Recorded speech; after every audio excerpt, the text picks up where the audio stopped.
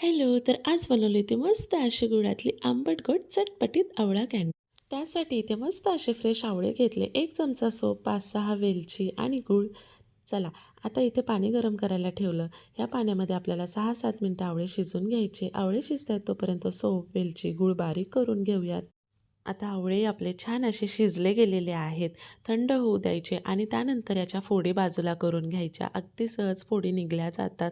बघा किती छान प्रकारे फोडी निघल्या गेल्यात. आता काय करायचं, पाक तयार करायचा. कढईमध्ये अर्धा कप पाणी टाकायचं, गूळ ॲड करायचा. गूळ छान वितळला गेला की आता आपल्याला हा पाक गाळून घ्यायचा आहे. म्हणजेच त्याच्यातला कचरा, मळ काय असेल तो निघून जाईल. चला, आता इथे अजून एक गोष्ट, तुम्हाला तुमच्याकडे सोप पावडर असेल आणि वेलची पूड असेल तर ती ॲड करा. मी इथे बारीक करून घेतलेले आहे आणि सोप ही पूर्ण ऑप्शनल आहे, नाही टाकली तरी चालेल. चला, परत एकदा कढई गरम करायची आणि छान असा आता जाडसर चिकट पाक तयार करून घ्यायचा.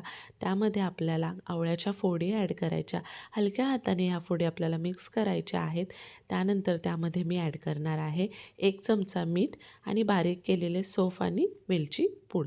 चला, परत एकदा हलक्या हाताने थोडंसं मिक्स करून घ्यायचं, झाकण ठेवायचं आणि 10-12 मिनटं आपल्याला मंद आचेवरती ह्या फोडी शिजून घ्यायच्या आहेत. चला, झाकण काढायचं. आवळा पाक शोषू लागला की गॅस बंद करायचा. आता सर्वात शेवटची आणि महत्त्वाची स्टेप म्हणजे ही आवळा कँडी आपल्याला कडक उन्हामध्ये म्हणजे सूर्यप्रकाशामध्ये 2-3 दिवस छान 3-4 तास याला वाळवत ठेवायचं आहे. पंख्याच्या हवेखाली याला तुम्ही 8-10 तास वाळून घेऊ शकता.